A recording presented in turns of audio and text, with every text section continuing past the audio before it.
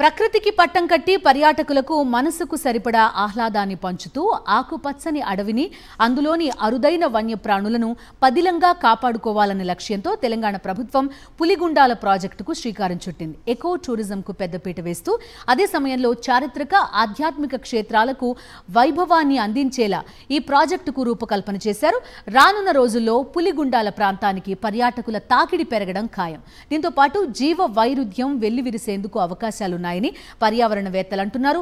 ప్రకృతి ప్రేమికులకు పర్యావరణవేత్తలకు గుండెల నిండా సంతోషాన్ని నింపే పులిగుండాల ప్రాజెక్టుపై స్పెషల్ ఫోకస్.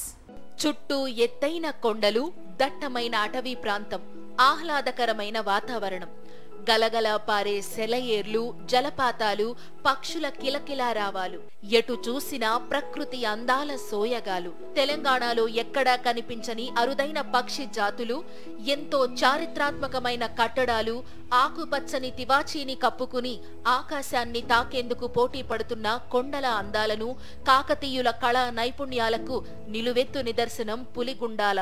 ఇది పులిగుండాల ఎకో టూరిజం స్పాట్.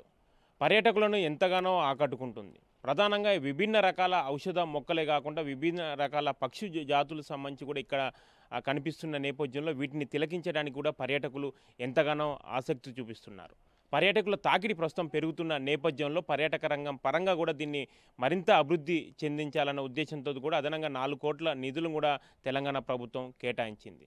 రాబోయే కొద్ది నెలల్లో కూడా పులిగుండాల టూరిజం స్పాట్ పర్యాటకుల తాకిడి సంబంధించి పెద్ద ఎత్తున ఉండే అవకాశం ఉందని కూడా ఆశాభావం వ్యక్తం చేస్తున్నారు పర్యాటక శాఖ అధికారులు.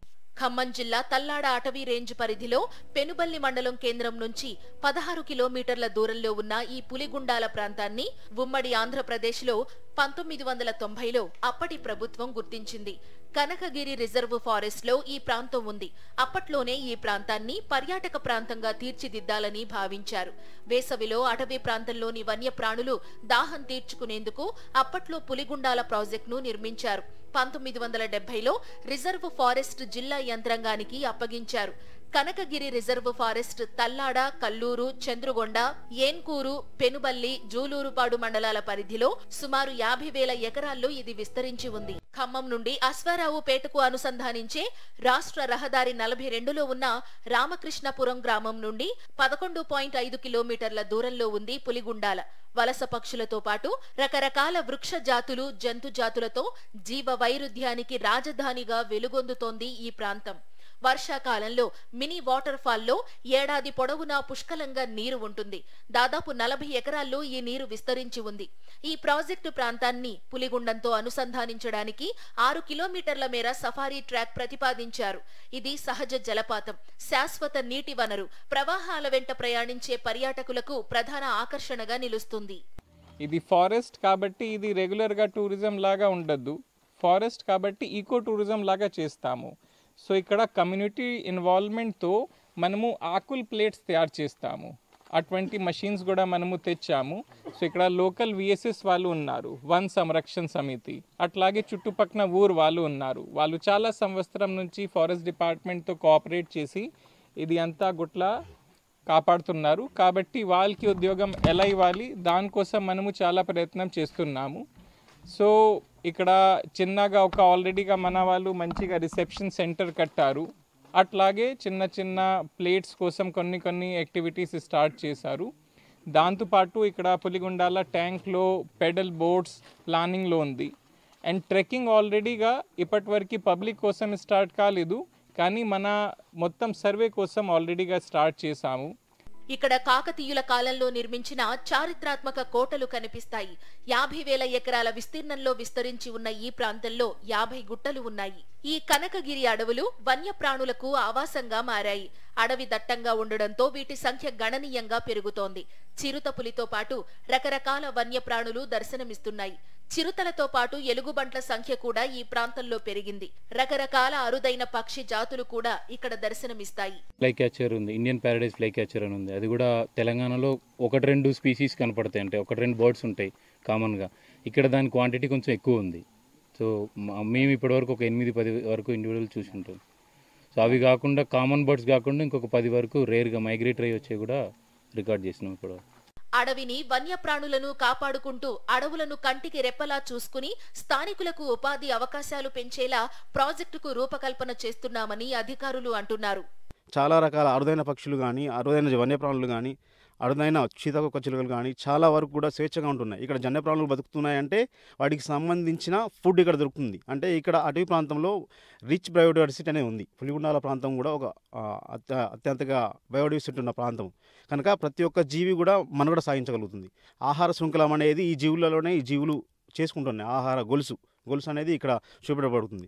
కనుక అటవీని రక్షణలతో పాటు అటవీని జనానికి పరిచయం చేస్తూ ఆహ్లాదాన్ని, ఆనందాన్ని కలిగించడంతో పాటు అందరి భాగస్వామ్యంతో విఎస్ఎస్ భాగస్వామ్యం కావచ్చు, గిరిజన భాగస్వామ్యం కావచ్చు, మిగతారికి కూడా ఉపాధి కలిగిస్తూ అటవీ అభివృద్ధి చేసుకోవడం కోసమే ఈ ప్రాజెక్ట్ని అటవీ శాఖ ఏర్పాటు చేసింది. పర్యాటకంగా ఈ ప్రాంతాన్ని అభివృద్ధి చేసే క్రమంలో పర్యాటకులకు అవసరమైన మౌలిక సదుపాయాల కల్పనకు పెద్దపీట వేయనున్నారు. మన తెలంగాణ రాష్ట్రంలో ఇది పులిగుండాల ప్రాజెక్ట్కి చాలా పెద్ద పొటెన్షియల్ ఉన్నాయి. కలెక్టర్ సార్ ఆధ్వర్యంలో నిన్న మొన్న ఒక district tourism promotion council meeting జరిగింది. అప్పుడే డిస్కషన్లో మనము ప్రతి సాటర్డే సండే ఒక బర్డ్ వాక్ లాగా యాక్టివిటీ ఏర్పాటు చేశాము. దానికోసం హైదరాబాద్ నుంచి నవీన్ బాలా ప్లస్ వాళ్ళతో పాటు చాలామంది వైల్డ్ లైఫ్ ఎక్స్పర్ట్స్ వచ్చారు. వాళ్ళు ప్రతి సండే పొద్దున 6 o'clock నుంచి సాయంత్రం 6 o'clock వరకు మొత్తం గుట్లా తిరిగి ఇక్కడ రేర్ బర్డ్స్ ఏమున్నాయి, ఎండేంజర్డ్ స్పీషీస్ ఏమున్నాయి అంతా సర్వే చేసి మన కోసం ఒక పెద్దగా బుక్ తయారు చేస్తున్నారు.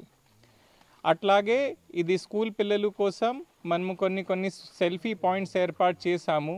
అండ్ మన వాళ్ళతో పాటు తిరిగి వాళ్ళకి ఎక్స్ప్లెయిన్ చేస్తారు ఫారెస్ట్లో బయోడైవర్సిటీ ఏంటి, ఫారెస్ట్లో ఇది మన కనకగిరిలో దాదాపు 14 చిరుతపులి ఉంది, 10 ఎలుగుబంటి ఉన్నాయి, చాలా రకరకాల హెర్బివోర్స్ అంటే చౌసింగా, సాంబార్, జింకా ఉన్నాయి.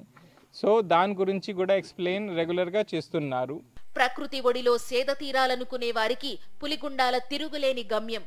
ఒక్కసారి ఇక్కడకు వస్తే యాంత్రిక జీవితపు ఒత్తిళ్లు మర్చిపోయి మనసు ఆహ్లాదంతో తేలికైపోతుందంటున్నారు నిపుణులు.